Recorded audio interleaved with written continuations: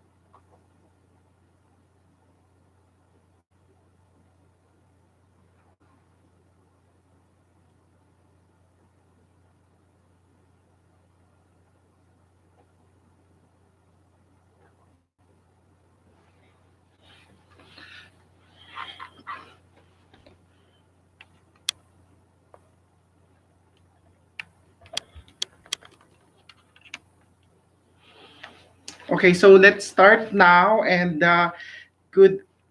Here in Alberta, it's 11. Hi, Sir Ramil. Oh, kumusta? It's already 11 in the evening here, Friday, April 3rd. And for sure, I know in Manila, the time is um, 1 p.m., right? And it's already Saturday there, April 4. So thank you very much for tuning in and welcome to my live streaming. Today, I will be talking about, we will be answering questions about Canadian immigration. So for people who are asking, oh, why am I actually talking about Canadian immigration? Of course, as you are aware, if you are subscribers to my YouTube channel, that is Ray Magtarayo. And also, I have my Facebook page as well, which is Canadian Immigration Updates Forum by Ray Magtarayo. So I create videos about how to immigrate here in Canada. Currently, I live here in Alberta, Canada. I've been here since August 2018, and I'm a permanent resident since October of that year as well.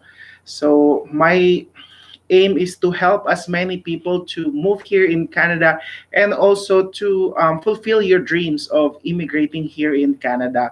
I also studied and just completed my immigration practitioner diploma here in Canada last January 2020. And obviously, as most of you are aware, I am actually working on processing my license to become an immigration consultant here. So I could be helpful to more people, and definitely that is one of the reasons why I'm actually doing this. Also, I will be able to review and become more proficient on Canada immigration aspects. So if you have any questions, please do not hesitate to put that in our comment section, in our comment, and definitely I will be more than happy to provide you answers. And for sure, at this time during COVID-19 outbreak in your countries, in my country, for sure, a lot of people are just staying home, same as what I am doing right now. I'm just here at home. This should be your opportunity to at least do your best in preparing or preparation for to prepare to process your documents, your requirements, and so that when the right time comes, when the opportunity opens again, it would be easy for you to move here in Canada. Okay, so first, okay, okay, I'll just say hi first to our viewers in our, okay, in our Facebook fan page. Jose Ramil Valencia Guevara. Hi, Ray. Greetings from where are you right now, Chef? I know Jose has been my is my ex-colleague in Fairmont in the Philippines, so I know he's in the Middle East. If I'm not mistaken, he's in Kuwait. I hope you are well there, and please be safe. Do not go outside. Follow what the government is saying. We can defeat COVID-19. We need to make sure that we are self-isolating. Romer Custodio, hi sir, good morning. Greetings, greetings. In our YouTube channel, I don't know who's actually tuning in. So if you are tuning in, please do not forget to put your comment, and of course, I will be more than happy to shout out you there. Okay, so Chef Ramil is in safe there. Okay, so the first question that I have received from most of the people from both from my Facebook group, from my Facebook page, and from YouTube is that is Canada actually closed right now because of COVID-19? So this is one of the questions that I have been receiving, and definitely I will enlighten each and every one of you there. So currently, Canada has closed its borders to, of course, people who would like to come here as a visitor. So, in short, if you want to visit, you're on a visitor's visa here in Canada. At the moment, the borders is closed. You cannot come here. There is no reason for you to come here, anyways, because all establishments are closed. Parks and other leisure places are also closed. So, in short, once again, I will clarify Canada border is closed for people who would like to come here as a visitor. However, for people who have their work permits, study permits, or Canada permanent resident visas that have been approved, you may still come here in Canada. So the government actually recognizes the efforts and the contribution of our temporary foreign workers and students to the growth of the Canadian economy. So at first, it was decided they cannot come here as well at this time, but it changed. Right now, if you have your work permit, your study permit, and your permanent residence approved already, and you wanted to come here in Canada, yes, you can still come.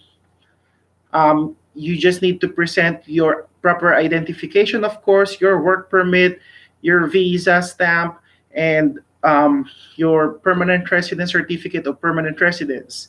However, for everyone, this is my suggestion, especially for foreign workers or new permanent residents, new immigrants that will be coming here in Canada, because I'll be honest with you, it is very difficult. The situation is very difficult right now. A lot of businesses have closed, a lot of jobs have been canceled, a lot of Canadian residents, citizens, permanent residents, or even foreign workers who have their valid visas here in Canada have been laid off from job. For example, me, I'll be honest with you, I do not have a job right now. I have been temporarily laid off because of the hotel, especially the hotel industry. We are very, very much affected, obviously, because people are moving from one place to another, and the hotel industry are the primary one of the primary industries that suffer. Obviously, we want to make sure that we stop the spread of this virus. So I have been unemployed. I have been laid off since last week, Tuesday. So that's why I'm saying I have more time to do videos right now. So if you are coming here in Canada and you have your permanent residence or work permit approved, one thing I would suggest, please contact your employer. Please make sure that you clarify first with your human resources or with your manager if the job that you will be applying, or the job or the reason that you are coming here in Canada for that job, is it still open? Because I'm telling you, a lot of jobs have already been canceled. And even though the you need to clarify it as well from your manager, if it's still open, what is the assurance that it will be open until for so long? Because obviously, as I was saying, um, more businesses will be closing soon. So even if your job is still available, by the time you come here, there's no assurance that it will still be available when you come, and or few weeks, few days after you arrive here, and you will end up not having any income. The thing is, what I like here and what a lot of people here in Canada are enjoying is the government assistance. So we have the so-called employment insurance benefits, which actually allows us to still receive, even though we are not working, 55% of our rate, of our salary rate. So that is a great help for all of us. However, of course, it's just 55% of our actual salary. The Canadian government, Justin Trudeau, also organized or made it possible for everyone who have been laid off, who have lost their jobs because of this COVID-19, to be receiving Canada Emergency Benefit, CERB, which is 2,000 Canadian dollars every month for all people who have lost their jobs because of this COVID-19. So that is something that you guys, if you still want to come here in Canada, please think about it. Okay, think about it first. Also, for people who have immediate family members here in Canada, even though you're not a permanent resident, the borders are still open for you. You can still come here if you wanted um, of course, to visit or to be with your family members on this time of crisis. However, you will be required to, everyone who would be coming here in Canada is required to undergo a 14-day quarantine period. The moment you arrive here, you cannot be with everyone, but you will have to be quarantined for 14 days. And for people who are showing symptoms, fever, cough, colds, sore throat, or any other symptoms related to COVID 19, you will not be allowed to board the airplane coming here to Canada. So I hope that is clear for everyone. Okay, before we continue, I would like to greet once again the people who are viewing us right now. Matthew Mendoza, hi, hello, kumusta po? Hi, Kuya Ray, do you have any recommended?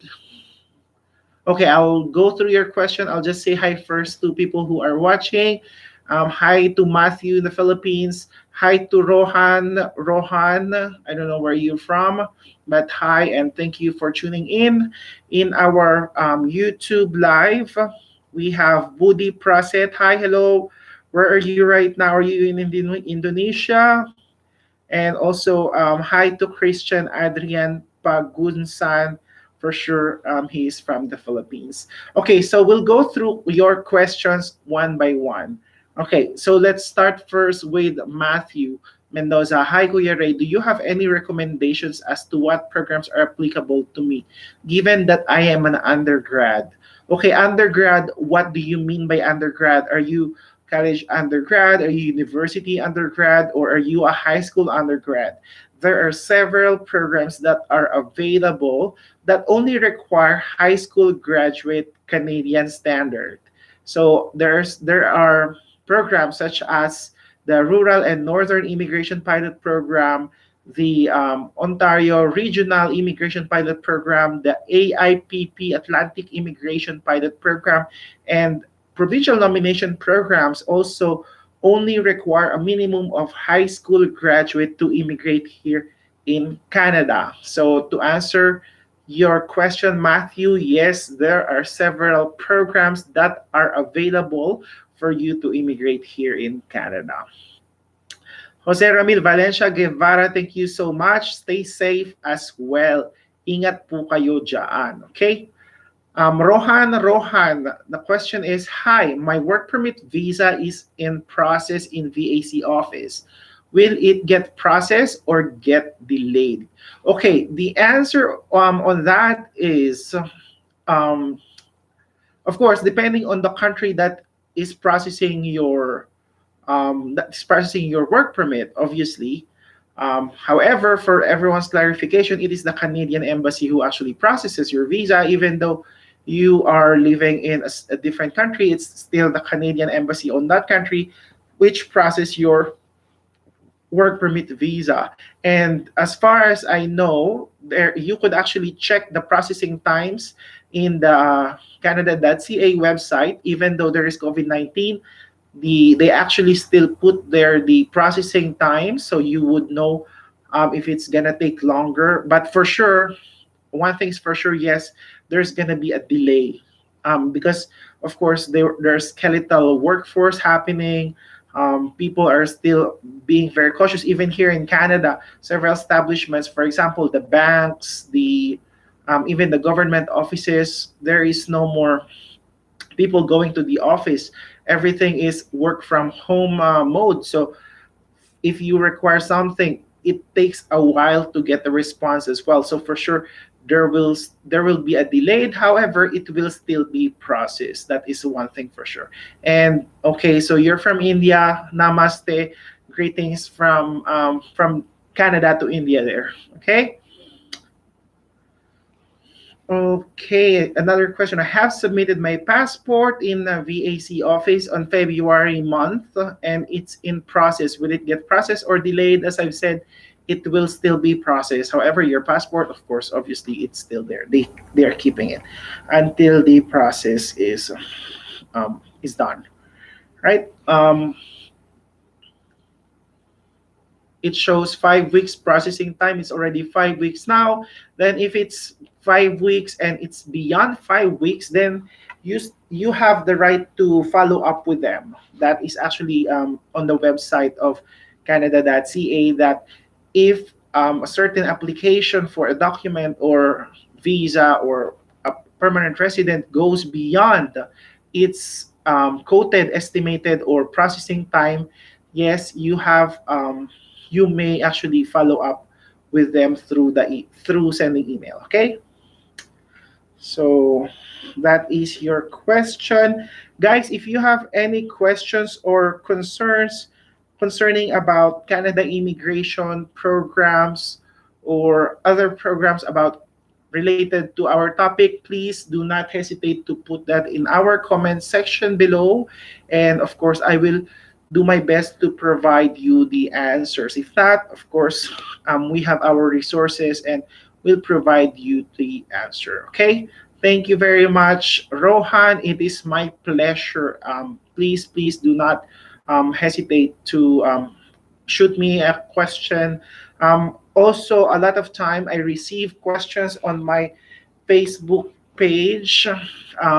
I still reply to them, but don't expect me to, like, if you send me a question right now and get an answer at the same time, because I do not open that as much as possible or often. However, the our weekly live streaming is your opportunity to get an instant response as well.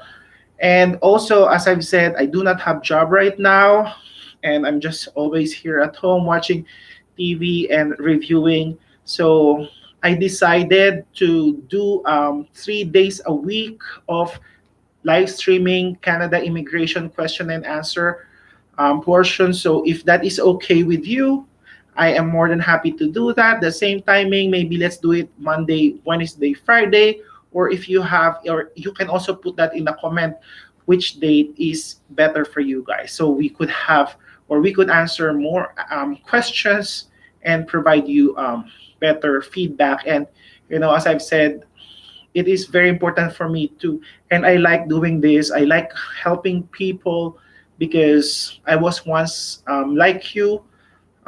seeking an opportunity to immigrate here in Canada, and I am here right now. So obviously, for sure, that would also happen to you.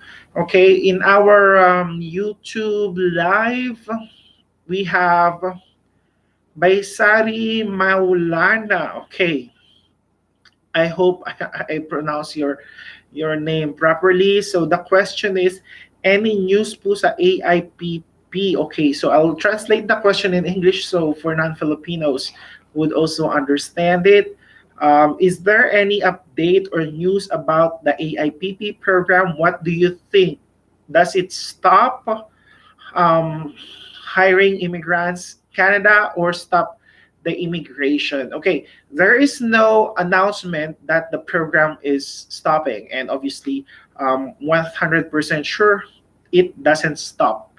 However, as you are all aware, AIPP, RNIP, OINP, and other programs are employer driven. Okay, so employer driven meaning you need to get a job offer in order for you to immigrate under those programs. So, as I mentioned earlier, right now, Canada is struggling.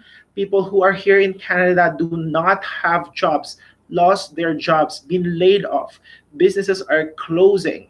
So the reason for that or the impact of that is um, the program AIPP is still open. However, employers might stop or for sure stop hiring right now because obviously here in Canada, when there is job, the priority is always given to in any country anyways. If you go to the Middle East, they're doing the same. But here in Canada, as I've said, for before an employer gets to hire someone who lives from outside of Canada, they have to fill it in first by people who are already living here in Canada, specifically Canadian citizens and Canadian permanent residents. So if you are looking for a job opportunity to come here in Canada from outside of Canada, I would say right now is zero chance, 0% chance. Why? Obviously, if they will be hiring for someone, they would automatically get someone who's already here in Canada.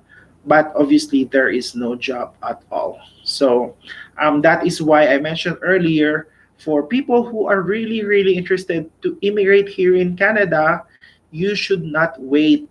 Yes, there is COVID 19, there are no employers hiring right now, but it should not stop you from doing something, working towards achieving your goals, achieving your dreams to happen to immigrate here in Canada. There are things that you could do while waiting.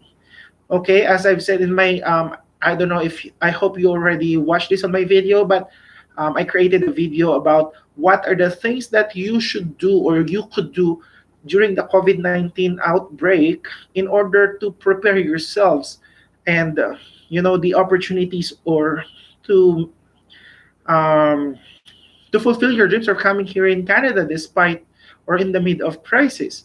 Number one is learn or review or research about the different programs. And I'm happy that you are viewing me here right now because obviously this is what I'm doing. I'm educating people about the different programs that is available for you to process yourselves to immigrate here in Canada. You can also do your own research. There's a lot of resources. The website canada.ca has all the programs available, and I hope that you do not waste your time um, watching TV, watching Netflix. Obviously, yes, we need that. However, if you really want to come here in Canada, start researching, know what are the programs that will be available, and if you are fit to process through that program as well. At the same time, you should start working on your requirements. We all know, for example, in AIPP, Rural and Northern Immigration Pilot Program, OINP, and other immigration programs, there are basic or the same requirements needed in order for you to apply for an immigration here in Canada, such as your English exam, the IELTS, or the French exam. You also need to do an ECA or educational credential assessment, and you also need to have proof of fund. So those kind of things right now you could start working on it. you could start reviewing for an IELTS exam. You may still sign up for an exam, and you can also start processing your ECA or educational credential assessment. Anyways, these documents are valid for so long. For example, an IELTS exam is valid for 2 years, and an ECA is valid for 5 years. So if you process it now, even though when things gets better, you have all your documents and the documents are still available. And also, it's time for you to start working on your resume. If your resume is not properly formatted or it's not very informative, start working on it. And speaking of resume, I already created a video about how you would create your resume, format your resume to a Canadian standard format, and it's already done. I will just be uploading it maybe tomorrow. I will upload it. So please tune in, and obviously, I'll be more than happy to help all of you guys there. And for example, if you watch my video about um, writing a resume or CV, if you want me to check, have a look at your resume, I will be more than happy to do that. Okay. So Matthew Mendoza, the question is it possible to immigrate to Canada via employer who is not a Canadian native but is planning to start a business in Canada? Okay. Canadian business, there is a law that it has to be um, it cannot be 100% owned by an international or an immigrant or a non-national Canadian national. So obviously, if your employer is non-Canadian, that is not a possibility.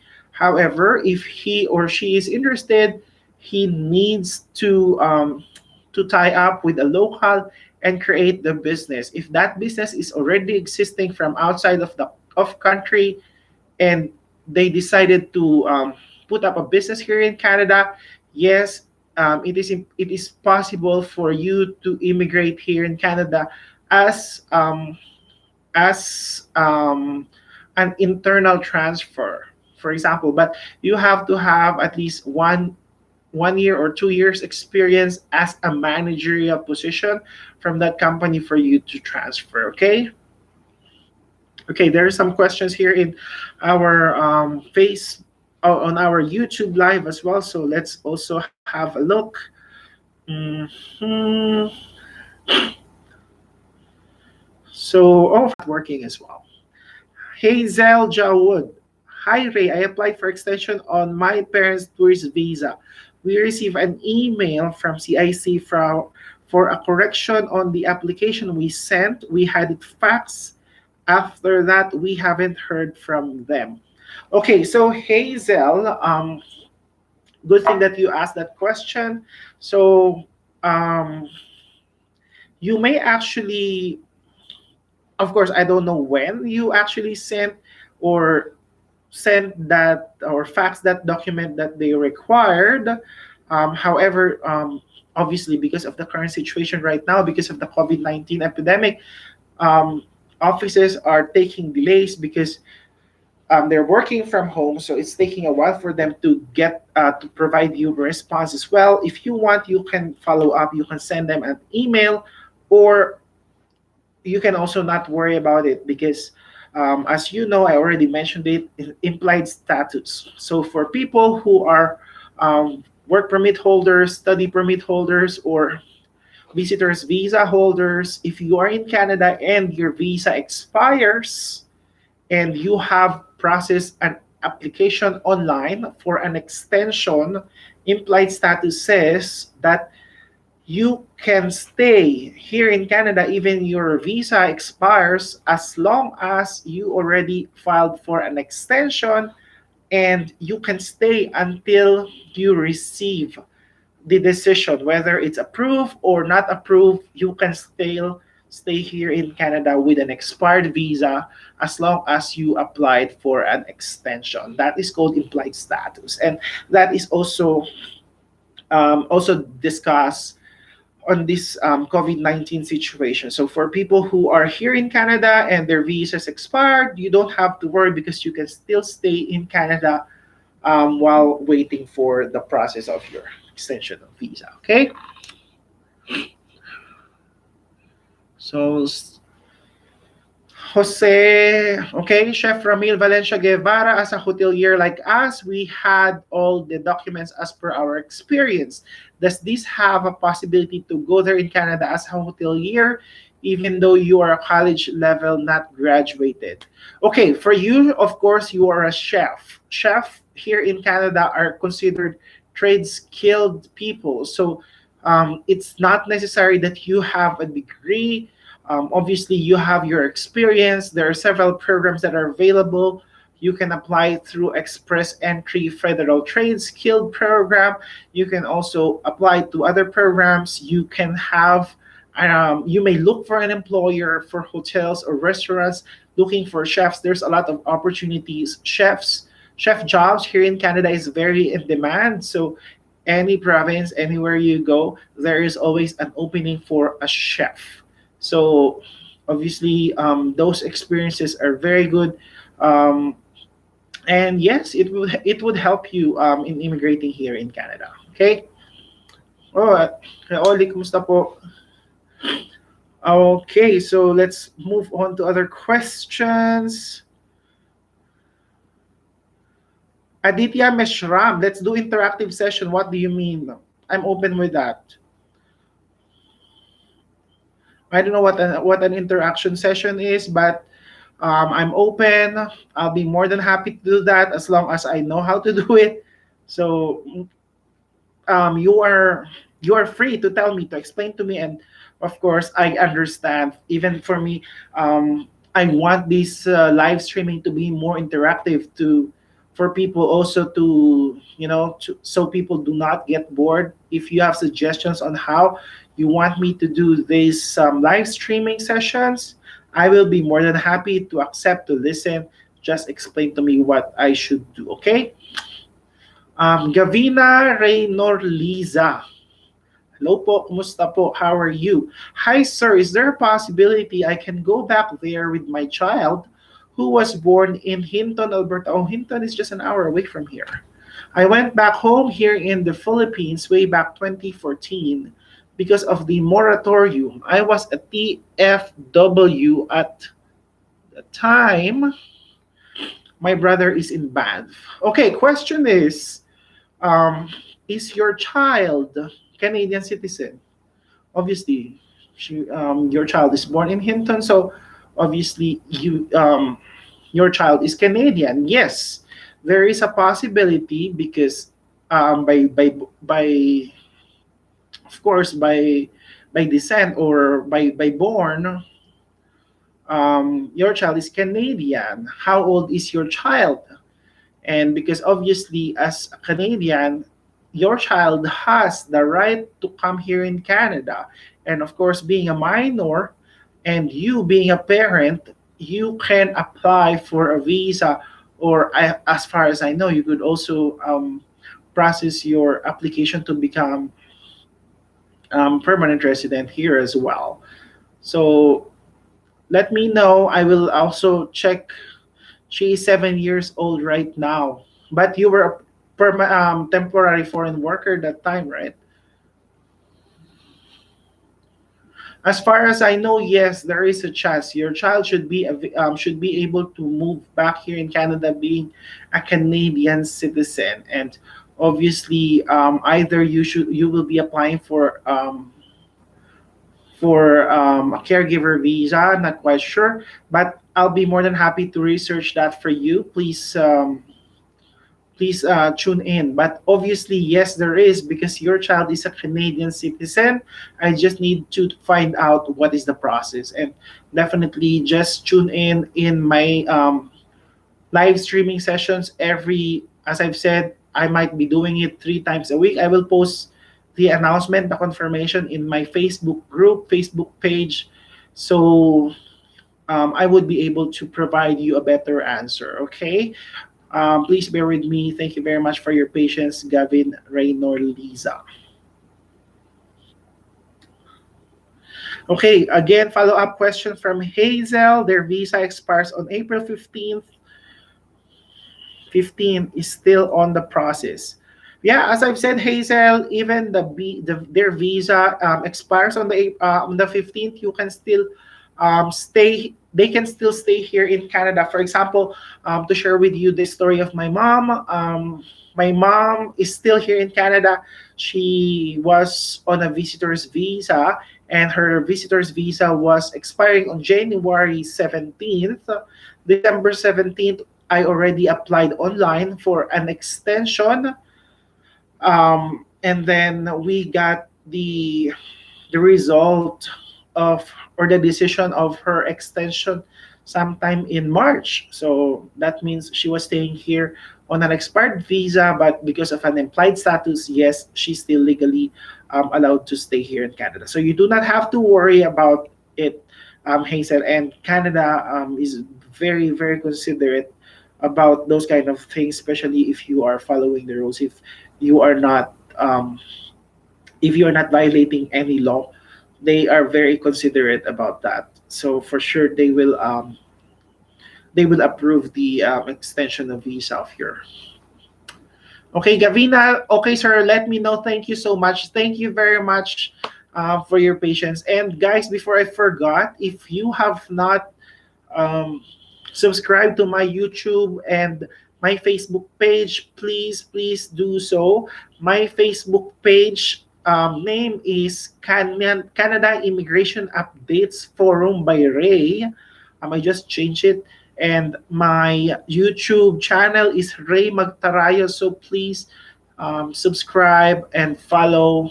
And you could also hit the bell notification, so whenever I upload new videos, you could get the answers. Okay. Next question. Okay, Chandrika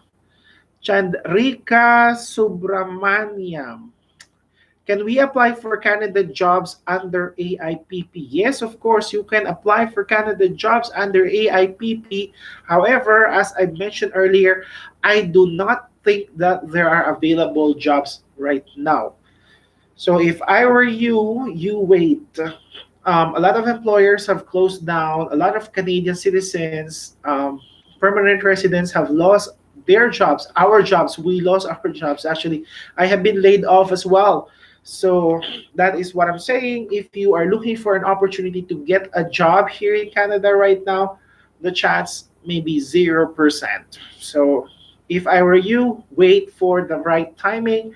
At the moment, process your documents, process process your IELTS, process your ECA, so that when the right opportunity comes, when everything goes well back to normal, then you could immediately lodge your application, send your application together with your IELTS, together with your ECA to to potential employers. I'm telling you, IELTS and ECA are not requirement to get a job here in Canada. However, personally speaking, if I am the employer, I would prefer someone who already have their documents readily available. So if I want to have a fast or quick processing of people, I want them here in Canada as soon as possible. I would hire someone who has their documents readily available than someone who will still have to process, and I would still have to wait longer. Okay, so I hope that helps. Matthew, hi Kuya Ray. The nature of the business is digital marketing that focus on Facebook advertising, which is online. I guess my question is, does the business needs to have a physical establishment in Canada for it to be considered as a real business, or can my employer sponsor me to immigrate to Canada, and even though the nature of business is more focused on online marketing? Thank you po. Okay, if your employer is putting up an office here in Canada, yes, of course, they have to be here in Canada because there should be an office for it to be called a Canadian business, right? So if they are not putting up a business, or working, or a social or a marketing business, online marketing business from outside of Canada, and you would want to be for it to be called a Canadian business, it has to be in Canada. Okay, a Canadian business has to be in Canada, has to have a physical office here in Canada. So I hope that answer your question. Okay, let's move on to the next question. First, I would like to shout out first for to our new viewers. Okay, thank you very much for tuning in, guys. I appreciate all your time given to me. Okay, next question. Chandrika Subramanyam. Once again, I am 55 years old, having 20 years of experience in accounts assistance, admin assistant, and going to attend for IELTS examination. My age is my only main question is. So, what is your question? Okay, but I think I understand what you are trying to say here. As I've said in my previous videos, different programs such as the AIPP, RNIP, OINP, PNP even are not bound by age. There is no age limit.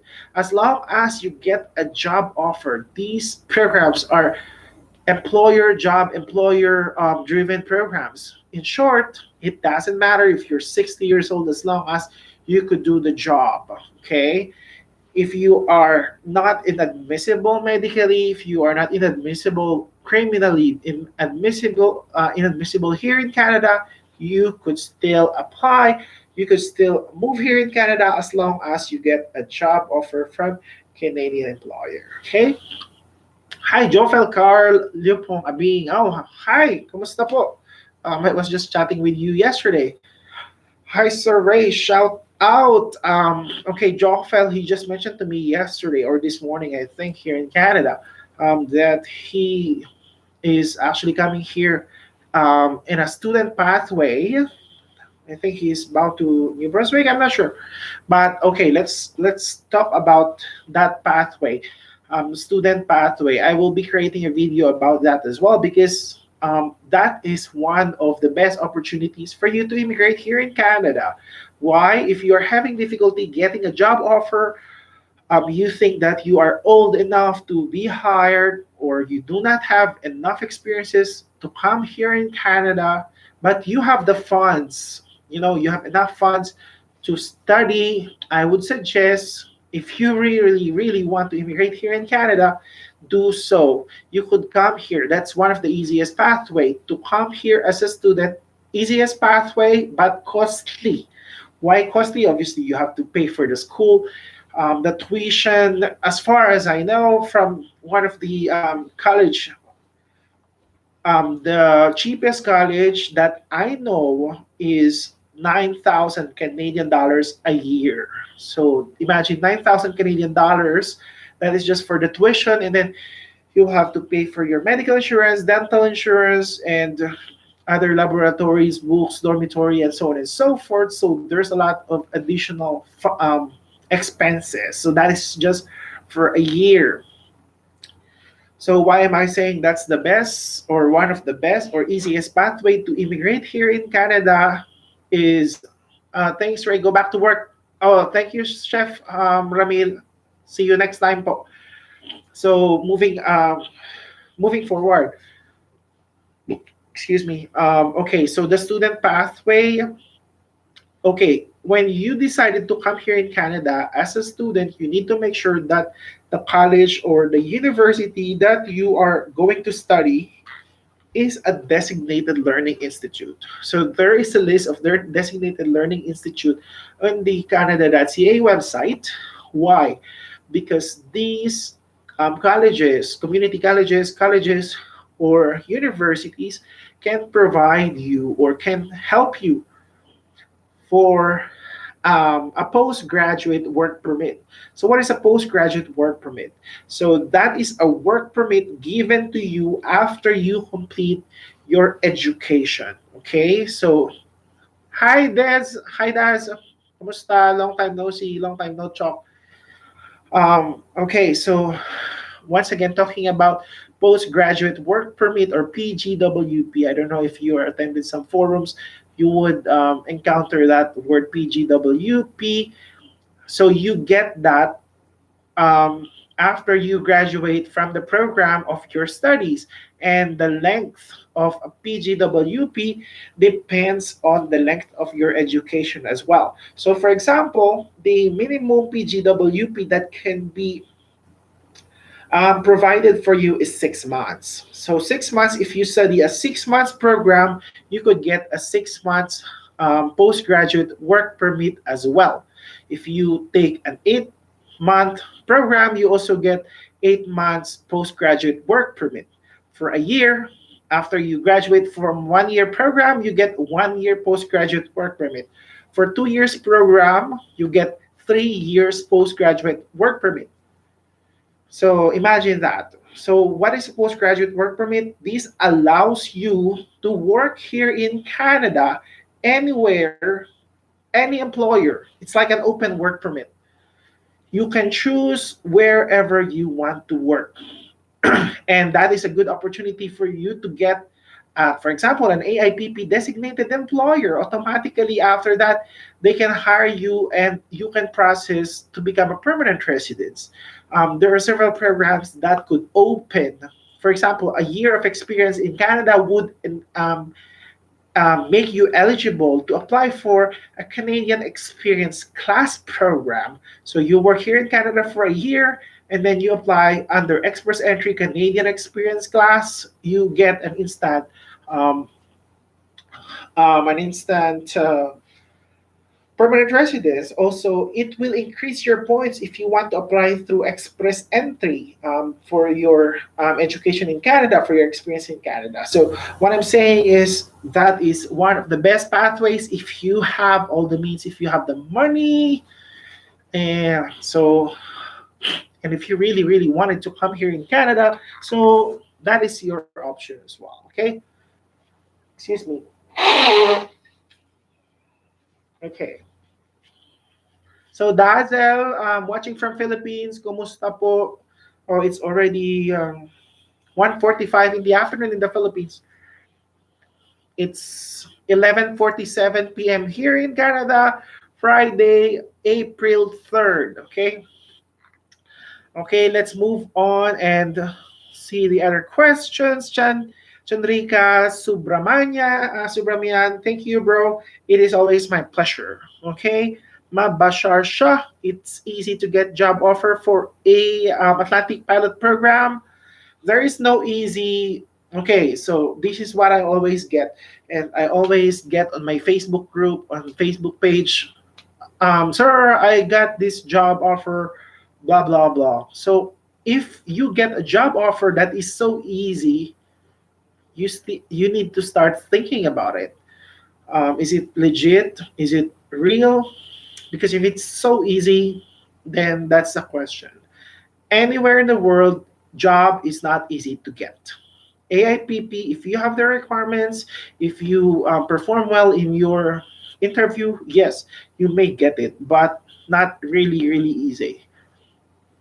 So, because obviously the competition is always high. Okay. So, for example, if you're just applying for a job in your country, the people in your country are competing for that job, for that specific job.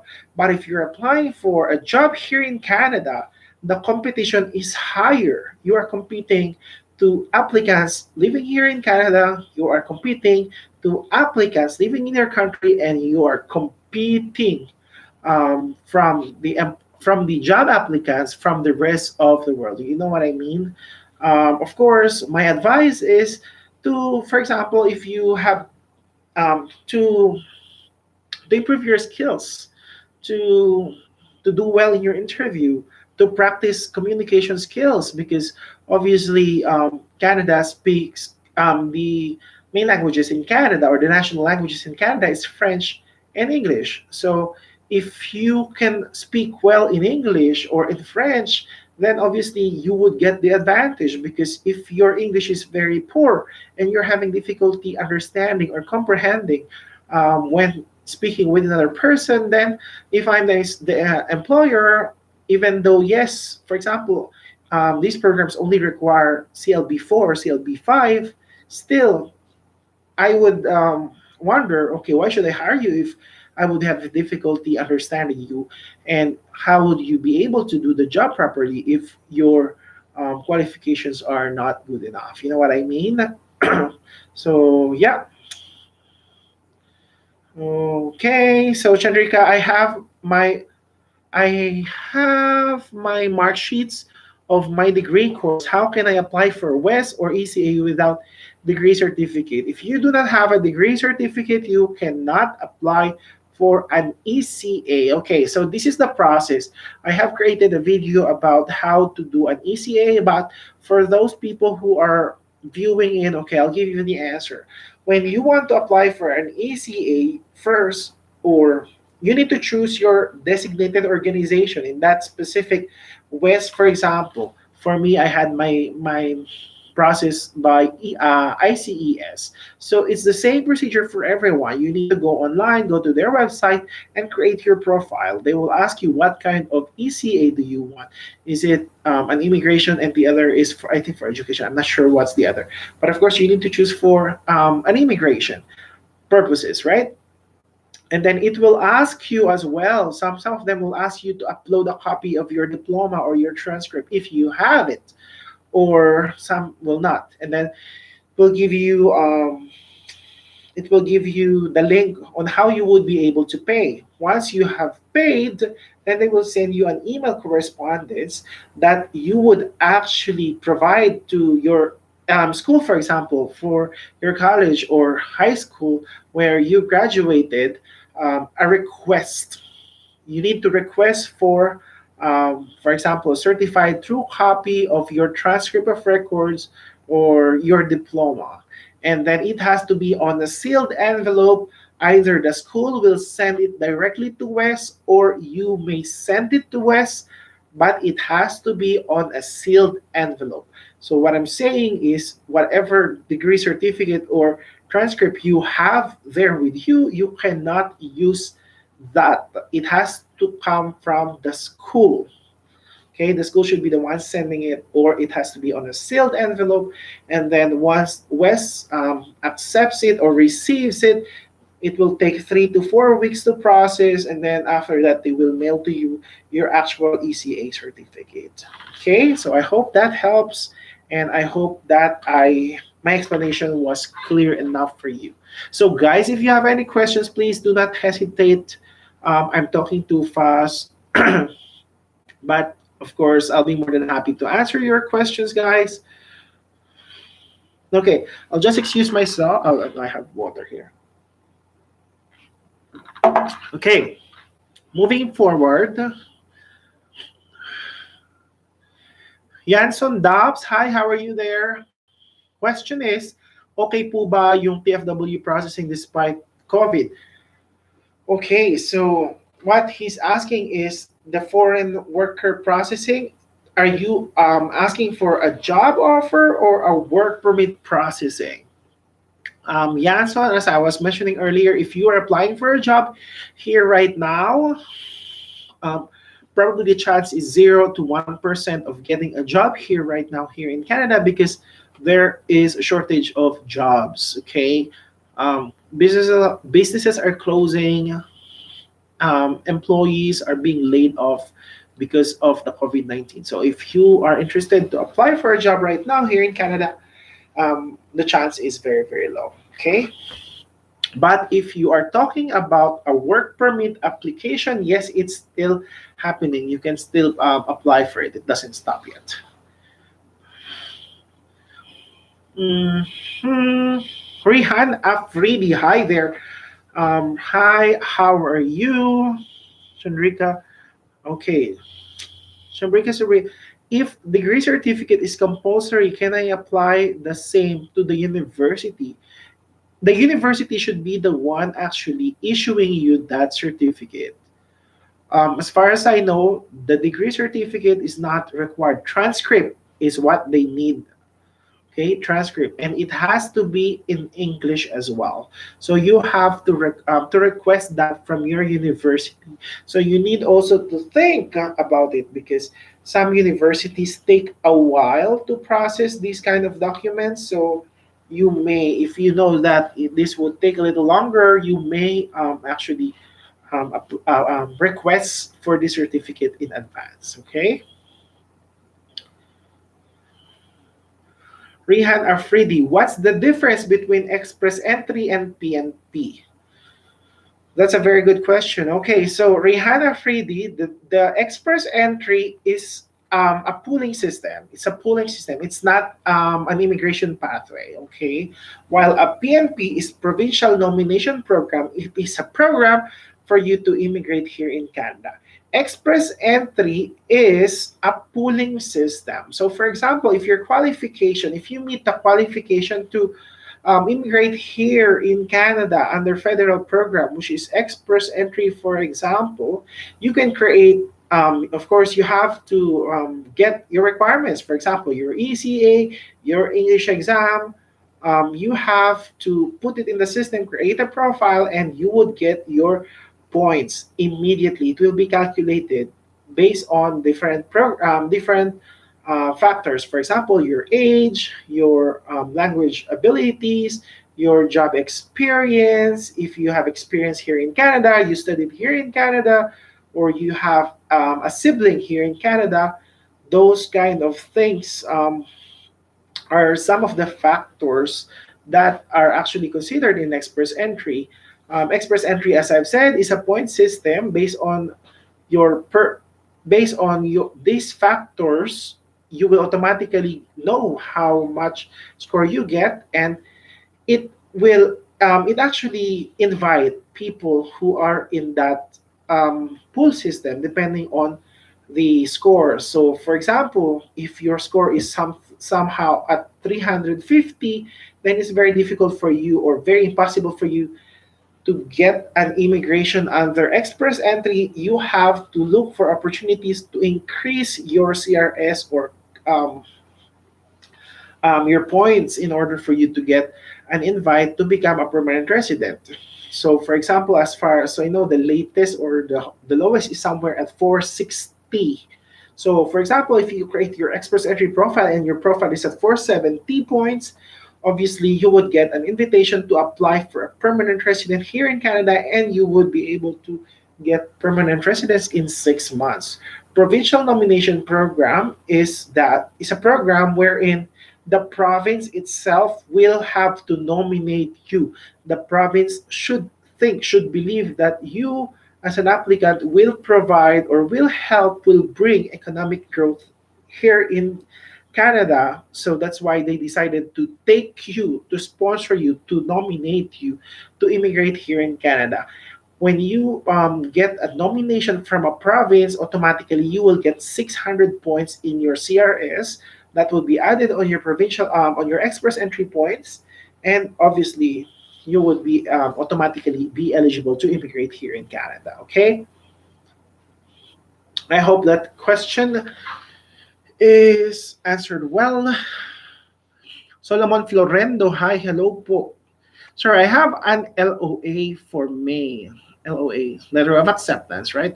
For May intake, but I will have a new LOA for September intake because of the corona. I will be applying for the student visa this week. Assuming I will get approved then September comes and corona still not finished, can I defer to January 2021 even I already have a student visa?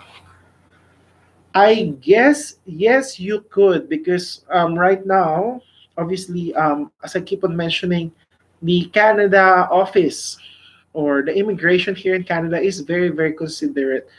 Of course, no one knows what happens, right? So obviously, they always think of the safety of everyone. So for sure, if that happens, they would allow you to defer to January 2021, even if you have your student visa. You just have to explain to them properly. Like for me, for example, I already explained to you, right, that I have completed my immigration practitioner diploma last January. I was supposed to sit for a licensure exam on May, but because of the COVID, it has been postponed to June until further notice. So those kind of things.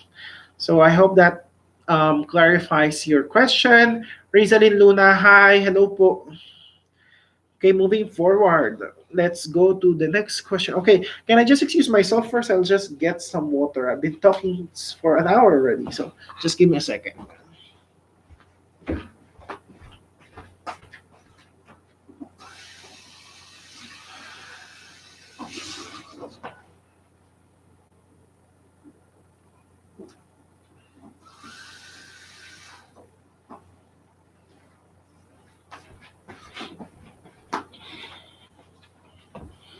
Okay.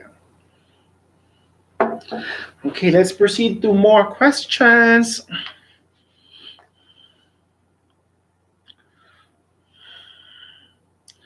Chandrika Supreme, let me know the designated employers under AIPP.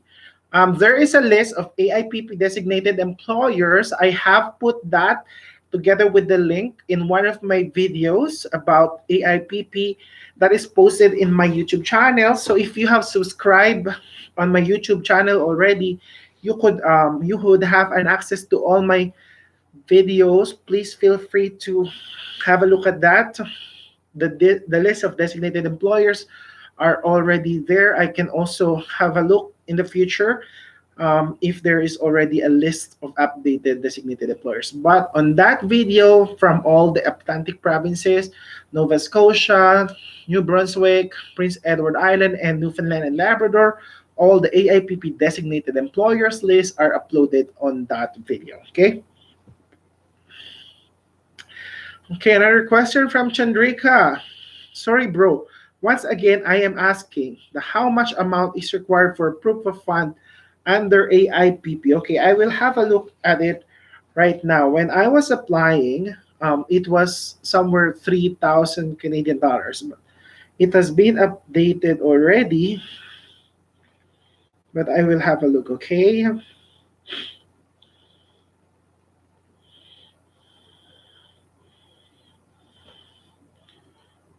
Okay. So this is the most updated proof of fund under AIPP. Okay, if you want to learn more about this, you could access the Canada.ca website. That is the IRCC website. However, since I already have it here, for AIPP's AIPP program, the proof of fund requirement for if it's only you, single person applying, you need to have 3,240. Once again, 3,240 Canadian dollars in your bank account. So if you will be coming with your spouse, for example, you have to bring 4,034 Canadian dollars. For a family member of three, 4,959 Canadian dollars, and so on and so forth. So this is it. Okay, I don't know if you could. Oh no, it's too bright. Anyways, yeah. So that's it. So yep. Hi Sarah, kumusta po? Greetings to Sarah and EJ. How is Saskatchewan? I hope you're enjoying Regina right now. Few more questions. Okay, what is the question? Just 1 second. Okay, Rehan Afridi, PNP requires 67 points. What if I don't get it 67 points? What are the best options? If okay, 67 points is basically the minimum requirement for you to qualify for that program. If you do not meet the 67 points, obviously you cannot be processed on that. I think 67 points you're talking about federal program, but not PNP. PNP is a different program. But anyways, there are other options such as I've said, AIPP Atlantic Immigration Pilot Program. You could get apply and get a job. You could apply and get a job. Rural and Northern Immigration Pilot Program. There is the More Than Immigration Pilot Program, different provincial nomination programs, and other new programs being introduced this 2020. However, because of this COVID-19 outbreak, some of the programs are being delayed. So in that point, you just have to keep your eyes and ears open so you would know when the programs will reopen. And don't worry because I'm here. I will always give you updates on the changes on Canada immigration. Okay, so please tune in. Rihanna Freedy, and in PNP, the CRS score requires 300. What's that mean? Okay.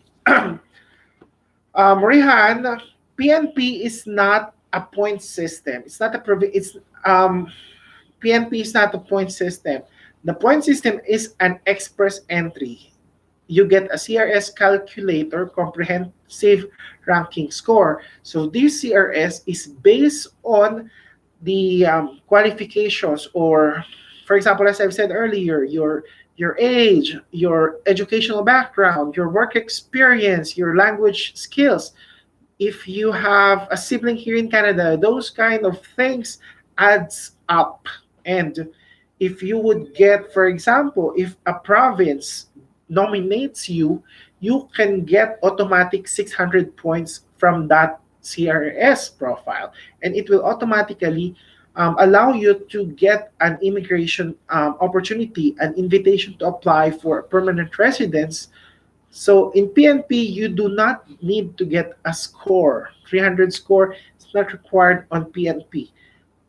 If a province will nominate you, you will get an extra 600 points on your express entry CRS, which that means you would automatically be invited to apply for a permanent residence. Okay? And Chandrika, do my spouse need to attend IELTS? If you are processing through a through express entry, actually any other programs, IELTS for spouse is not required. You do not need an IELTS or an English exam or a French exam for your spouse. But of course, if you want to be processed on express entry, it would actually give an extra points on you.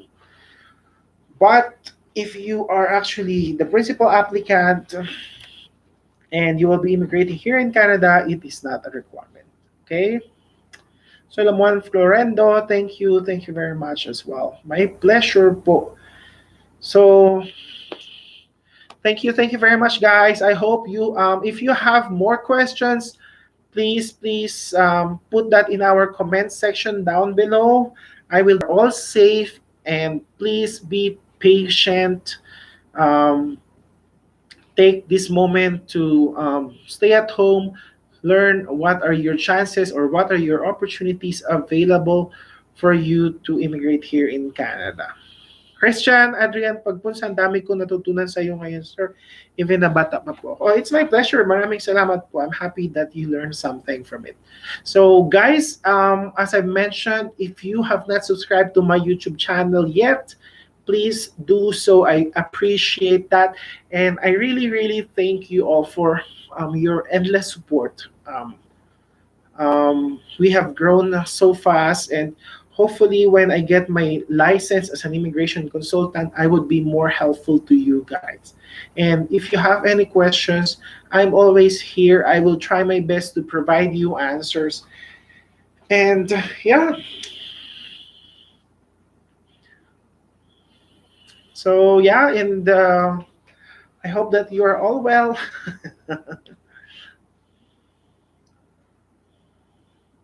Okay, I have another question from Rehan here. I want to apply Alberta PNP program. So how many score or points I need to apply in PNP? Okay, as I said, Rehan, oh, I think you are talking about how the minimum CRS points.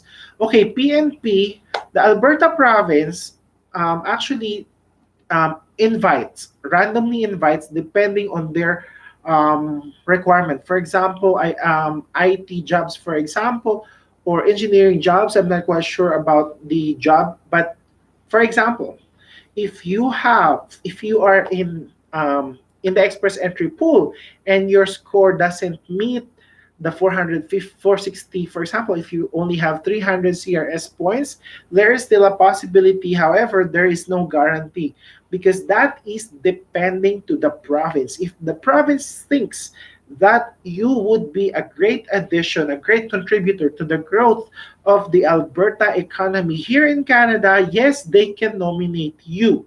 However, there's no assurance. That is why I keep on saying you do not, if you're on 300, you have to do something about it. You do not wait because maybe you're waiting for nothing.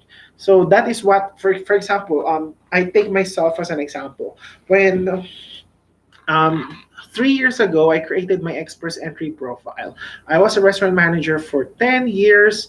My language is in CLB 8. Um, However, when I got my express entry, I got 394 CRS points. And during that time, I think the lowest points that have been invited for for permanent residence was somehow between 440. And so from 394, I know that if I would get a job offer from a Canadian employer, that would actually add up another 50 points to to my CRS, which would end me up getting 444, and I would have a better chance of being invited for um, permanent residence. So what I did is I started sending my resume. I went through job online's portals or sites such as Canada.ca. I had access to the job bank. I endlessly sent my resume, my application to all the employers that I've seen has an opening that my qualifications would fit in, because additional 50 points would get me an automatic invitation invitation to apply for a permanent residence during that time, because it was 444.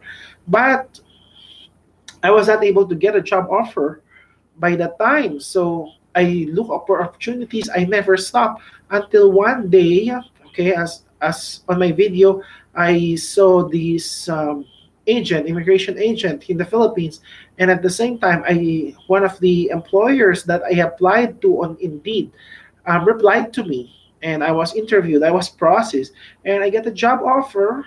And in the end, it changed the program that I was in, because the employer that hired me or provided me a job offer is in Newfoundland and Labrador, and that is the first time they are offering the AIPP, Atlantic Immigration Pilot Program. So I was removed, or I did not process my permanent residence through express entry, but instead through AIPP, which is no longer a point system, and the requirement is just to get a job offer from an AIPP designated employer. So I hope that clarifies your question. Okay.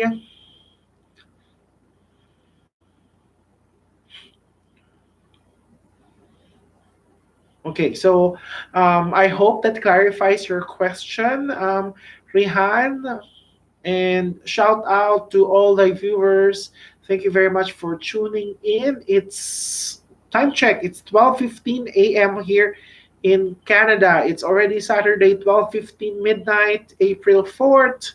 If you have any more questions, please, please, please do not forget to put that in our comments section down below, and I would be more than happy to give you the answers. Okay? Christian Adrian, yeah, puyat ka na po. Yes, that's true. But anyways, ever since I was laid off from my job, I actually sleeps late. I sleep late. Okay, so like the other day, I slept at 8 in the morning, and I was sleeping until 2 in the afternoon or 1 in the afternoon. Yesterday, I slept at 9 in the morning. I was just on my bed on my cell phone, wanting to sleep, but I couldn't sleep. I was creating videos. I don't know. Yesterday, I just decided to make another Facebook page. If you're interested, that is about funny or trending videos. So that's Pinoy Trending Tayo. That if you want, please, or if I could ask for a favor, please follow my Facebook pages, Pinoy Trending Tayo, and another page about immigration is Canada Immigration Updates Forum by Ray. So, anyways, what I'm talking about is because I had lots of things, I have all the time in the world, so I decided to create videos, edit videos, and I created that fan page yesterday. So I just uploaded some videos. So that's what my life is right now. So I slept at 9 in the morning and woke up at 2 in the afternoon this afternoon. So that's why I'm still very, very awake at the moment here. Okay. Yeah, if there are some new viewers as well, some new people who are tuning in to our live streaming, please put your names in our, or please say something on our chat, so I would know who are viewing, and I'll be more than happy. Rihan, okay, I'm still confused in PNP and Express N3. Okay, I don't know how I will explain it to you better. As I've said, Express Entry is a point system. It's a point system, express entry. You create, okay, it's like a job pooling, okay. If we are doing that, man pooling, okay. If it's That's the analogy. It's like a man pooling. You know your qualifications, you meet the basic requirements, you create your profile. Okay, when you created your profile, you are given a score. A score depending on your age, depending on your language requirements, on your job experience, on your language education experience. So that means you're in a pool, but you are not yet applying for permanent residence. So, in short, you are just in a pool. You are waiting if you will be given if you will be invited to apply. Okay, it's a point system. If your scores are low, you have to increase your score so you would get a chance to be invited for an immigration opportunity. If you meet or if your scores are high, expect an invitation to apply depending on the draw, because every month or several times in the month they actually draw the people who would get an invitation depending on their CRS scores. There's a CRS scores cut off. For example, 450, 460. So if your score is 470 and the cutoff is 450, then automatically you will get an invitation to apply. If you are below that cutoff, you will not get an invitation to apply. You know what I mean? Okay, so that is express entry. PNP is Provincial Nomination Program. Each specific individual province have their own requirements. For example, just an example, if you're an IT person, most probably all provinces, that job is in demand. If you're a restaurant supervisor, restaurant manager, other provinces, for example, in Nova Scotia, that is one of the jobs that is in demand. If your job is another field, each provinces have their own requirements depending on the industry that is very, very specific on that province.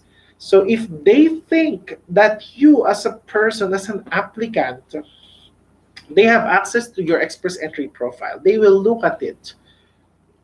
Of course, we don't know how they are actually doing it. For example, you get a job offer or you don't get a job offer depending on your qualification. If they think, okay, for example, I'm the province, I think that, oh, this person, he has a good experience of this and that. I think that this person would be able to bring or contribute a lot to the province. Then we would want to nominate this person under provincial nomination program to apply permanent residence here in Canada. You know what I mean? You understand? So with that, you can either process through PNP or express entry, because as I've said, if you get nominated by a province, you would be rewarded 600 points on your CRS to be processed on express entry. Or you could actually process your permanent residence under provincial nomination program, which takes longer time than the express entry processing. Express entry, those people who are invited for um, given an invitation to apply for permanent residence under express entry, the processing time to from the moment you sent your or you lodge your application for PR, it takes 6 months. While provincial nomination program, it depends on the province, but the average takes 18 to 24 months. So in short, it is easier. It is faster. Okay. Okay. I hope that answers your question. I hope it's clear. And we're moving forward. El Rain DB. Hi, Sir Ray. Merrily here, watching from UAE. Hello po, Saba Al Khair. Um, it's already, yeah, it's still morning there. I hope you're good. Thank you very much for tuning in. I see. Okay. Rihan Afridi, how many minimum points required in PNP? As I've said, there is no minimum requirement. Different provinces have their own specific requirement. I cannot speak on their behalf, but as I've said, if you do not, you could be at 300, you could be at 400. It depends on the province. If they think that you could bring growth to their province, they might. But as I've said, it's not you're not the only candidate. And it depends also on how many people they are looking to get. So of course, they might think that okay, this person is better, um, can bring better opportunity here in Canada than this person. You know what I mean? There's no specific, but obviously it is up to them.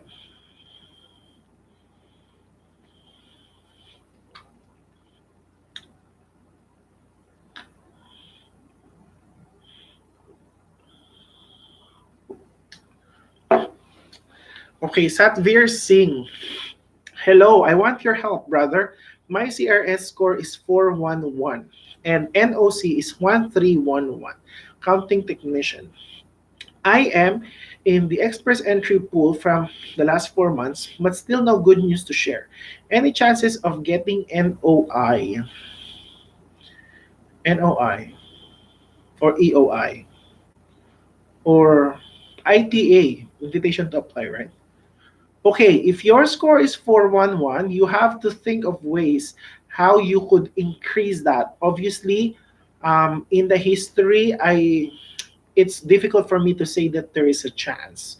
But of course, I cannot say. But looking at the history, 411 is a very, very low score to get an ITA, an invitation to apply under Express Entry Pool.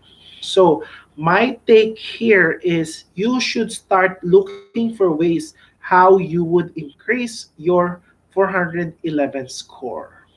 So there are different ways on how you could increase your points. The same as me, for example, as I've shared my story earlier, when I created my Express Entry file profile, my score was 394. Obviously, that is very, very low. So because of that, I decided to look for opportunity to increase my CRS points. So what I did is I started submitting my resume, applying for a job from employers because a job offer, an LMIA job offer, will reward me extra 50 points. From 394, I would know that I would get 444. So I was looking for that. I have the opportunity to speak with one of the agents, which actually explained to me that I would be able to increase my CRS score if from CLB 8 in my IELTS, I would get a CLB 9. So I also did that because when I was applying my first IELTS, my listening score was at 7. If I would get an 8 on my listening score, it would boost my points to 447, somewhere there. So that means I do not need to get a job offer. So that also became my second option, which I work on it. I retook the IELTS exam, hoping that I would get an 8 in listening. Um, Unluckily, on my second take, I was able to increase my listening score from 7 to 7.5, which increased my CRS to 410, somewhere there, but still it's short. So I was not able to get the desired 8 in listening. So I was thinking of retaking the IELTS again. And I was thinking, and then I was searching for it at the internet until I saw a posting that, okay, an employer or an agency in the Philippines looking for a restaurant manager. So I was thinking, okay, should I pay the agent this amount, or should I retake the IELTS? If I retake the IELTS, what is the guarantee? How sure I am that I would get the 8 in listening? If I take the IELTS and take and got 7.5 again, I would have to retake. How many retakes do I need to get, right? So I was thinking, okay, if that is okay, so that's why I decided to visit the agency in the Philippines and coordinate, talk with them, discuss the opportunity, and I decided to get their services. I got the job as a restaurant manager, but of course, as I've said, it's a different program. Instead, it's an NMIA exempt job offer. Instead, I was processed through Atlantic Immigration Pilot Program, so I did not have to worry about the point system. Automatically, I was processed for a permanent resident, which I got after 7 months. AIPP processing for PR is only 6 months, but I was unlucky. I don't know. Um, Mine took 7 months. Okay, so Rihan, I hope that clarifies your question.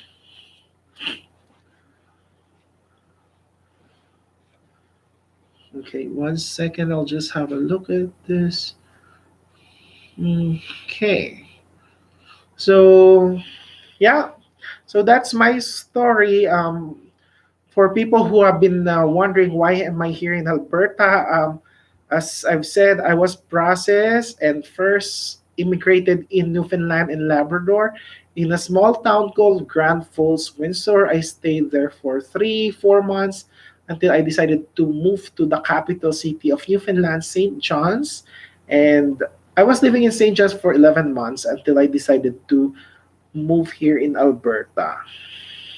So some people are asking, okay, if you're processed or you got your permanent residence and you are, for example, intended to stay in one province, but you wanted to move out from that province, is that okay? So my answer there, and this is the answer that I got. Once you become a permanent resident in Canada, you get the rights, or you are able, or you get the entitlement of getting the rights similar to what Canadian citizens are getting, except for the right to vote. Here in Canada, there is a mobility rights code. Mobility rights says that if you're a permanent resident or a Canadian citizen, you are free to choose to live in any province that you want, to work in any job that you want. So that answers the question. However, it is tricky. When you are applying for a permanent residence, some provinces, for example, under provincial nomination program, or for example, the specific programs that have opened, rural and northern immigration pilot program, or the Ontario Immigration Regional Immigration Pilot Program. So these programs are now tricky because one of the reasons or one of the requirements that they provide is that you should show the intent to live in that specific community or province. So if that is the case and you sign that, okay, when you immigrate here in Canada, you have to stay in this province, then you have to stay there for a while, maybe 2 years or 3 years, depending on the clause or the document that you sign.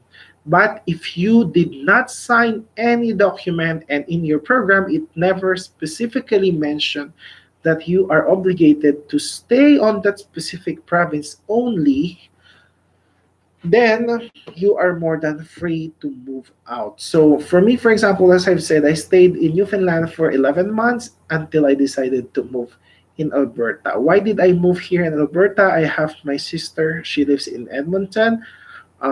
The job or the salary in Edmonton or in Alberta is a lot higher compared to Newfoundland. For example, the minimum wage here in Alberta is $15, while the minimum wage in Newfoundland is 11.40.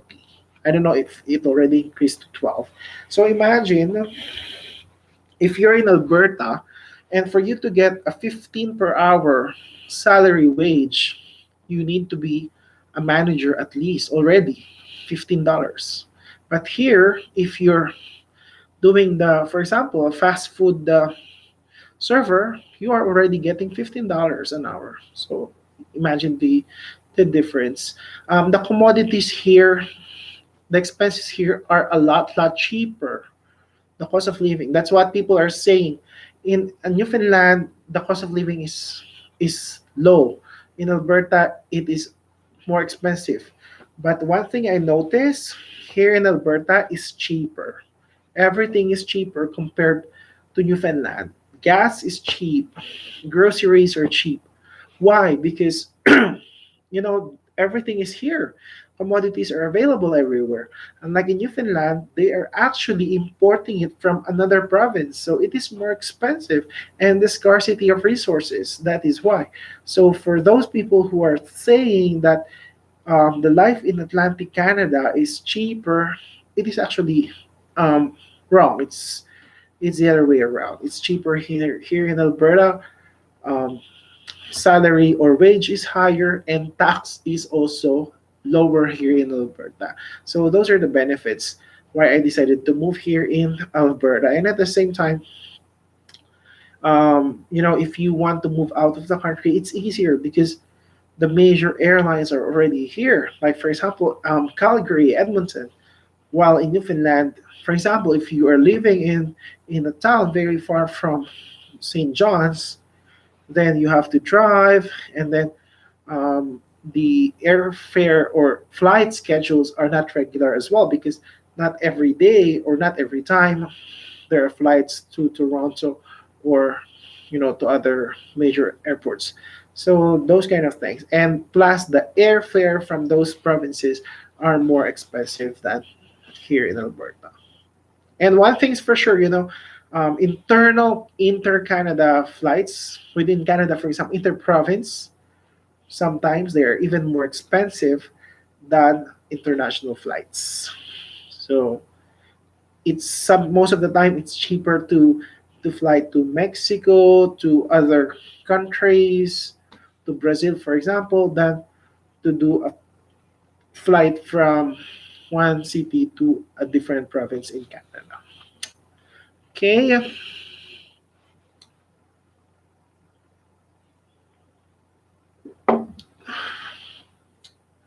So I'm not sure if you still have questions. If you do not have questions, then okay, I will give you maybe 3-4 minutes. If I don't see any more questions posted in our chat box, then I would have to sign off.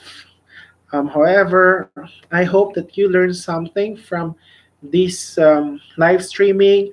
As I've said earlier, I'm thinking of doing maybe 3 times a week of live streaming since I don't have a job. I'm not working. I'm just staying at home, so I would be able to provide better answers and direct answers from me. Okay, I've seen a question there from Satvir Singh. Thank you so much. Alberta had picked 1311 NOC in September 2019, and the minimum score was 400. My IELTS scores are good. 7.5 in listening, reading, and speaking, 7.5, writing 7, and still struggling. So what's the question there? I'm not quite sure what the question is.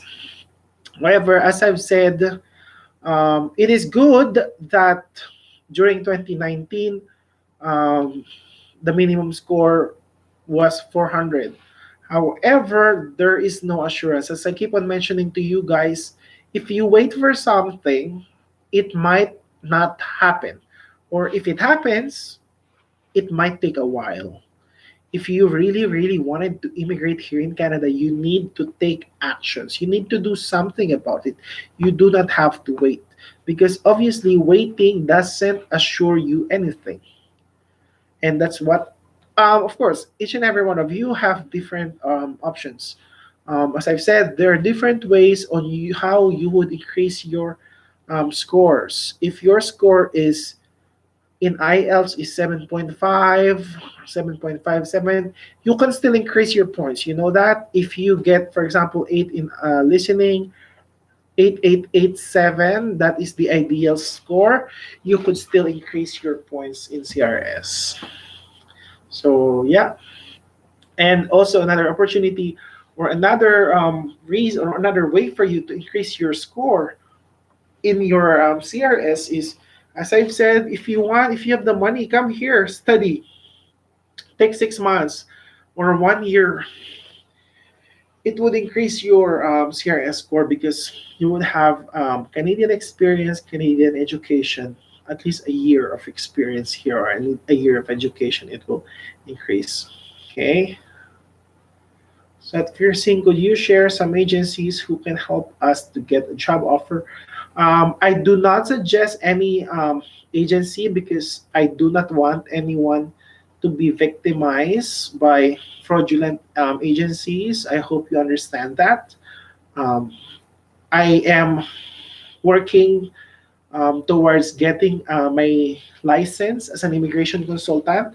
I just completed my immigration practitioner diploma in January, and I will be sitting down for the licensure exam on June.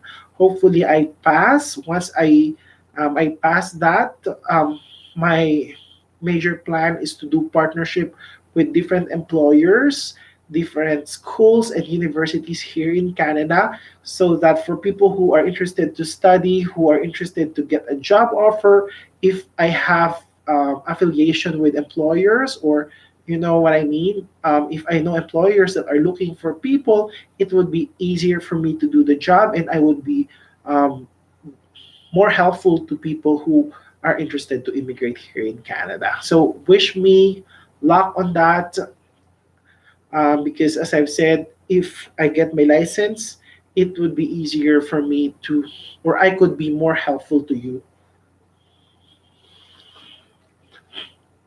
And I hope I answered your questions, Satvir Singh. Okay, papasa ka po niyan, tiwala lang. Salamat. Maraming salamat, Christian Adrian Pagunsan. So if you have any more questions, please feel free to put that in our comments.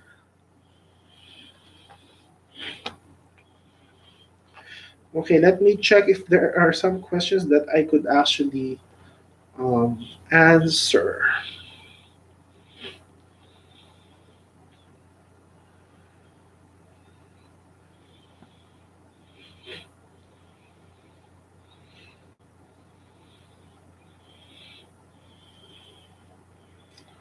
Okay, Satvir, great. We all need your help, brother. Thanks again. Thank you very much for that. I really appreciate your time watching in our live streaming. Thank you very much. I don't think there are some more questions. If you do not have any more questions, then I would have to sign off. I appreciate your time logging in and watching on our live streaming. I appreciate it. Okay, there is a question. Is there a question, Rio, before I close? Is there any? Okay, I'm not sure if there's a question. But as I've said, guys, I'm considering of doing the live streaming 3 times a week. My next video that I will upload is about writing and I am doing your CV or your resume, making sure that it's written according to Canadian standard format. I will share my resume, the one that I used to apply here in Canada. So I will upload that tomorrow or yeah, tomorrow. And hopefully that is something that you would okay, yeah. So I hope that I could help you on that. How much IELTS is required in PNP? Some PNP doesn't require IELTS as far as I know. For example, a friend of mine who lives in Newfoundland and Labrador. He was processed under PNP Provincial Nomination Program. He did not submit IELTS, but instead he submitted a letter from the previous employer certifying or saying that he was fluent or was able to converse in English properly. So that's something. Is there any okay? Is there any hiring for nurses with regards to COVID-19 pandemic? I've seen some posting about nurses, but they are only requiring those who are already here in Canada. I am not sure. I do not see any hiring yet for nurses while there is pandemic. But if there is, I would be very, very excited to share that on my Facebook page or on this YouTube channel. So thank you for that question, Rio Chico.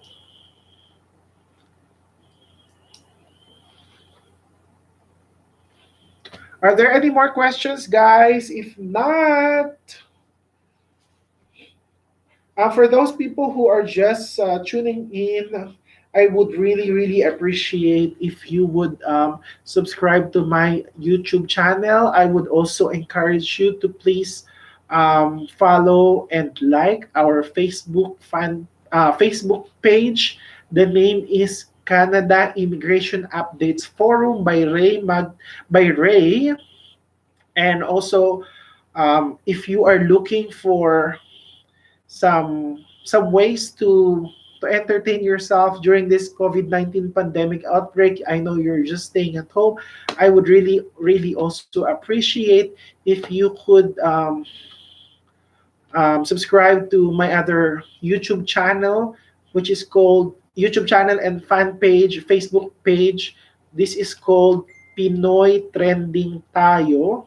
So these are actually more entertaining videos. Okay, so if that's something that you're interested, I would appreciate if you could do that for me, please. Okay, PNP, does PNP require job offer?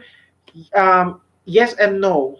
You can actually be nominated for a PNP even without a job offer, or you could process PNP through a job offer. Okay, it depends. It depends. It could be a yes or a no. Some provinces, there is a PNP for others who do not have a job offer, but most of them, yes, require job offer. Okay, so I think that would be all for today, guys. Thank you very much. I appreciate your time tuning in to my live streaming. Thank you very much. And I wish you all the best. Please be safe. And I would appreciate your concern. If you have any questions, just shoot them, put them in the comments. I would definitely look at them and will try my best to provide you answers. But for now, I thank you very much. And please, please, please be safe at home, okay? Thank you. Thank you very much. Please wait for my next video and have a great day.